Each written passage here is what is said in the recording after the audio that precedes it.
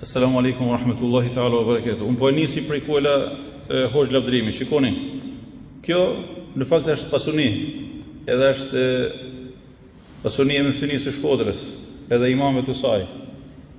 Sot jemi, nesër nuk do të jemi. Mirë po, unë jam shumë i bindur që ata që vinë më pas, inshallah ta'ala, do ta gjejnë gjurmën gjithë secilit prej nesh.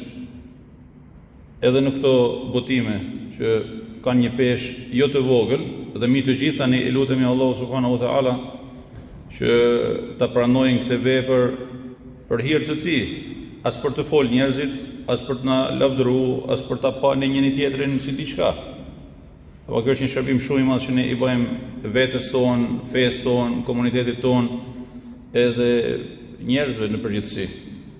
Të dashtun dhe të shtrenjtë, imamllar, hatip të xhamive tona, muderriz, muezin, por jo vetëm, i nderuar drejtori i medresesë tonë, të nderuar vëllezër të pranishëm, mesazhi me të cilin unë dua t'ju drejtohem në konferencën e 13 vjetore, që përkon edhe me 35 vjetorin e rihapjes së aktivitetit të mëftinisë së Shkodrës, pas zhvillimeve të vërullshme të nëntorit 1990, që kulmuan me faljen masive të gjumas me 16 nëntor 1990 tek ambientet e xhamisë së Plumbit, është në realitet edhe thelbi i titullit të përgjithshëm të kësaj konference, Islami, fe universale në shërbim të njerëzit. Dhe besoj se do të mjaftonte vetëm ky titull për të kuptuar peshën e madhe edhe përgjithësinë që ka gjithë secili prej nesh në përsjedhjen e këtij mesazhi për njerëzit kushdo qofshin ata, e kudo qofshin ata. Tema për të cilën kam zgjedhur të flas sot para jush është një hapësirë e gjerë dhe e gjatë, e mbushur me frymëmarrje të pastër, jo si kjo ditë e mjegullt në qytetin tonë, me shembuj dhe pika referimi për mbar botën, në rrugëtimet e saj drejt konsolidimit të vlerave të paqes, harmonisë dhe bashkëtesës së njeriut me vëllain e tij njeri, përtej përkatësive fetare dhe drejtimeve të ndryshme që njeriu përzgjedh në jetën e tij. Kushdo që e shpjeton Kur'anin famulart dhe mediton në emërtimet e sureve, si dhe në përbajtjen e shumë ajeteve ku përmenden të dërguarit e mëparshëm dhe detaje të rëndësishme nga jeta e gjithë secilit prej tyre, përmenden pasuesit e librave të shenjtë, me emra dhe detaje, si dhe ku jepen udhëzime drejt ruajtjes së ekuilibrave në shoqëri, bazuar në besimin në një Zot dhe shfaqjen e drejtësisë, kupton qartë se Zoti i gjithësisë ka kërkuar nga njeriu që të jetojë në harmoni me tjetrin kushdo qoftë ai. Një herë kemi pas një debat me një deputet që sot nuk jeton madhe, për respekt të kësaj nuk do ta përmendni emrin e tij, edhe megjithëse unë ndahem me atë si lidha me Perëndimin, edhe që fliste dhe shkruante për qartë në gazetat e kohës dhe në mediat e ndryshme se Islami nuk vlen për, nuk e njeh bot kuptimin evropian, nuk i shkon Evropë, se bla bla bla për këtyre brojçkullisjeve që jemi mësuar me dëgju pafund gjatë këtyre kohëve. Pa ta shkruar një herë në gazetën e tij, edhe mora si pikë referimi surën El Kafirun, ku Allah subhanahu wa ta'ala i drejtohet fe mohuesve, si soji i tij. Edhe i thot lakum dinukum waliya din, ju keni fen tuaj edhe unë kam fen time. Dhe më thanë ju, pastaj unë. A ka diçka më madhështore se sa kjo? Dhe më thanë, dikuj që ta mohon Zotin, dhe dikuj që të shanë ditë natë, ti i e prioritet dhe i thu në finale, nëse rrugët e logjikës dhe arsyetimit dhe dialogut nuk kanë vlerë, lakum dinukum waliya din, ju keni fen tuaj dhe unë kam fen time, dhe jeta vazhdon. Me apo pa dëshirën e X-it apo Y-it, kështu të dashur të shtrenjtë. Në këtë kontekst, Rasulullah sallallahu alaihi wasallam thoshte, shembulli im dhe i të dërguarve të mëparshëm është i njëjtë me atë të një burri që ndërtoi një shtëpi, të cilën e përsosi dhe e zbukuroi. Njerëzit që e vizitonin thonin se nuk kemi parë ndërtesë më të bukur pa përmendur vendin bosh të një tulle. Thot, unë isha ajo tull, alayhi salatu wassalam. Pra shtëpia e madhe e thirrjes së besimit. Në parantez, jo House of One që reklamohet më të madhe gjatë këtyre viteve të fundit. Ai është një projekt djallëzor që nuk lidhet as me borsin ton, as me udhëzimin e Kuranit, as me atë të pejgamberit alayhi salatu wassalam. Pra shtëpia e thirrjes së besimit dhe vendi i merituar që ka në të secili i dërguar prej dërguarve të Zotit. Me fjalë të tjera, besimi në Zotin një është institucioni më i shenjtë në jetën e gjithësisë, që i mundëson kujtdo që e ka një qëllim fisnik të bashkëtojë në paqe dhe harmoni, pa bërë asnjëri rolin e gjyqtarit, as atë të paragjykuesit përballë tjetrit. Nëse drejtuesit fetar në botën e sotme, dhe kjo është një thirrje për shumicën prej të pranishmëve, do ta kuptonin drejt këtë, ne muslimanët të parët, edhe unë bashkë me ju, do të shërbente si shembull për ndërtimin e një bote të re mbi baza respektit të ndërsjellët dhe bashkëtesë paqësore në mesin e popujve dhe shoqërive e komuniteteve të ndryshme, duke respektuar secili kufit e njëri tjetrit dhe duke mos pasur nevojë për fjalime laramane e përzierje të pakuptimta që shpesh i dëgjojmë nga aktorë të ndryshëm të politikës, ku në iftare Ramazani ma shumë dëgjohen prej tyre citime biblike e thanje shenjtërisht të krishterë, se sa ajete kuranore e hadithe të rastit. Ose, sikur se dëgjojmë në inaugurime të xhamive, të parafrazohen citime biblike e thënie priftërish si të ishim në ndonjë meshë qeveritare, a në një inaugurim të ndonjë objekti jashtë atij që në fakt po inaugurohet. Gjithsesi, dhe kjo patjetër që mbart në vetvete komplekse të pakuptimta dhe tendencën e një përzierje selektive të panevojshme për të mos thënë ndonjë fjalë tjetër të padenjë për mekamin e kësaj konference. Fjala bashkëtesë do të thotë se ka dy ose më shumë grupe njerëzish që dëshirojnë të jetojnë së bashku në paqe, pa grindje, pa zënka e konflikte. Ndërkohë sot, bota e jonë në dukje e pafund është bërë shumë më e vogël dhe çdo herë është shumë më afër. Pra ne sot mund të bijem rreth e qark globit në disa orë, në vend të kohëve të gjata si në të kaluarën. Planeti ynë është një shtëpi e madhe me një familje të madhe, antarët e së cilës vazhdimisht ndërveprojnë me njëri tjetrin. Fatkeqësisht, padrejtësia, lakmia dhe agresioni kanë shkatërruar dhe prishur shtëpinë e njeriut dhe harmoninë në botë. Mjafton në rasti i hipokrizisë së madhe botërore me Gazën, për t'ja vendosur pikën dhe për ta mbyllur këtë bisedë. Mjafton rasti i atij zullumi të madh sistematik dhe asaj dhune barbare të pashemut në historinë jo të shekullit, por të njerëzimit, hipokrizia me të cilën trajtohet ajo çështje aneman botës.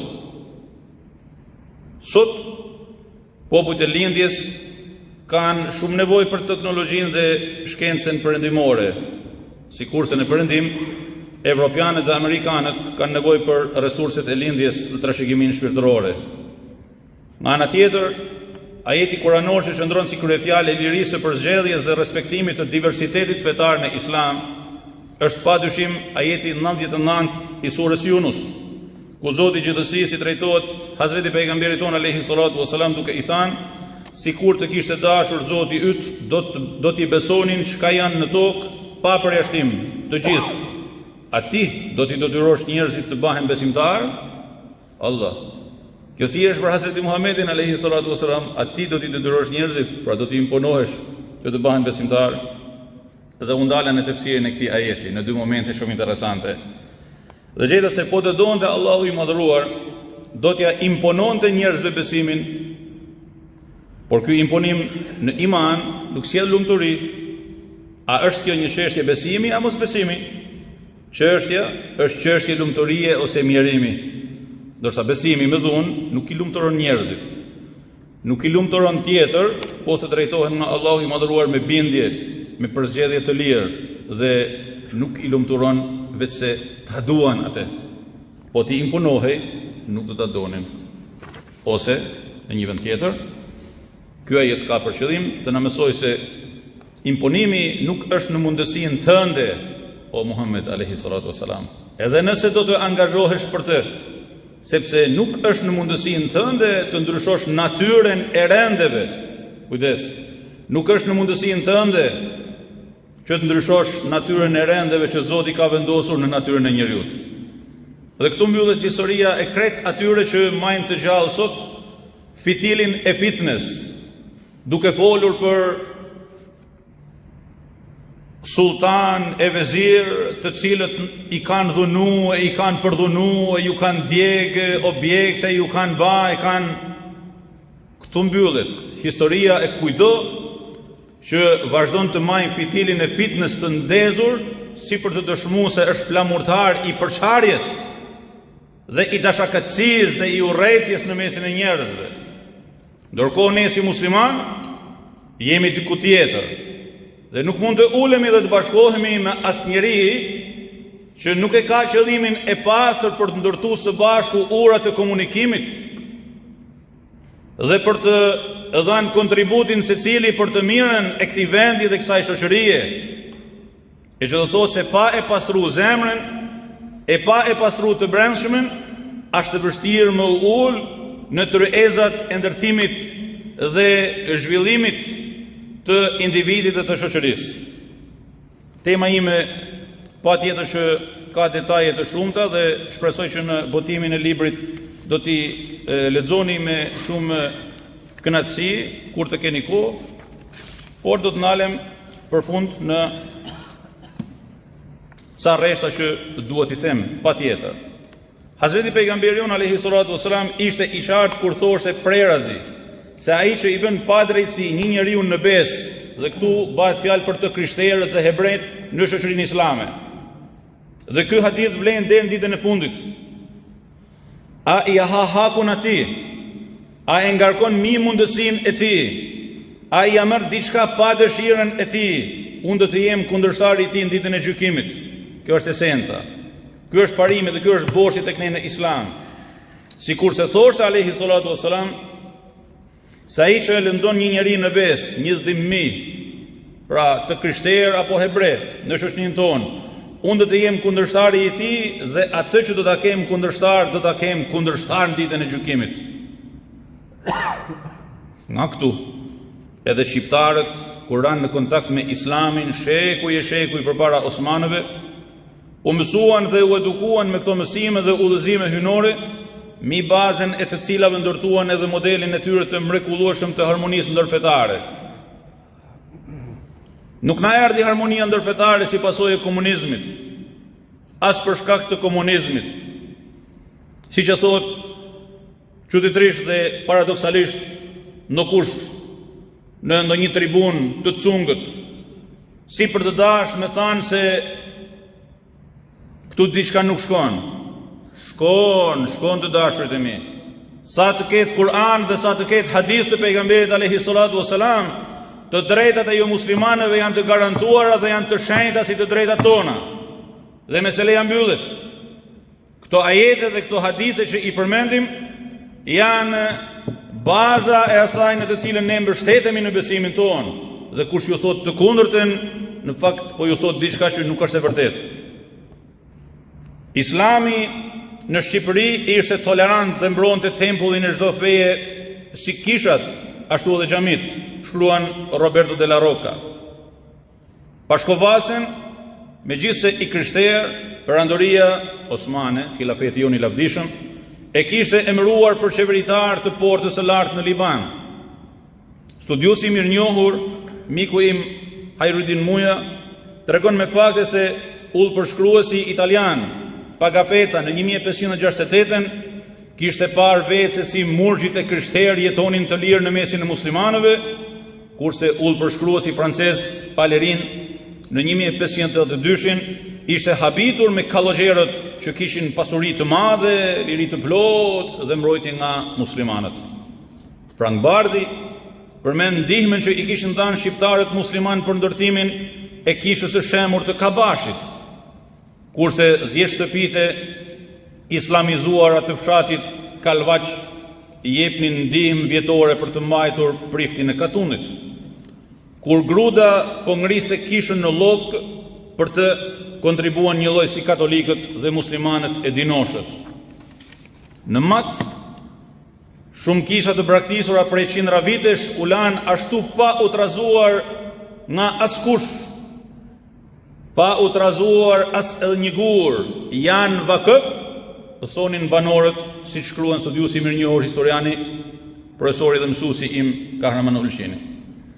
Udhëtarja amerikane Rosa Wilder Lane flet për shtëpinë e një malësori katolik të Shalës, ku buka ishte shtyrë deri pas mesnatës për shkak të vonesës së gjetjes së mishit të dhis për përkthyes Regjepin musliman. Lord Byroni, në letrën që i dërgoi nga Preveza me 12 nëntor 1809 të Amës, shkruante: "I dua shqiptarët shumë. Nuk janë të gjithë muslimanë. Disa janë të krishterë, por ndasia fetare nuk sjell veç pak ndryshime në mënyrën e sjelljes së tyre." Famultari i Daqit të Bregut të Bunës në dioqezë të Shkodrës në 1702 në mungesë të qelës banonte në shtëpitë e muslimanëve.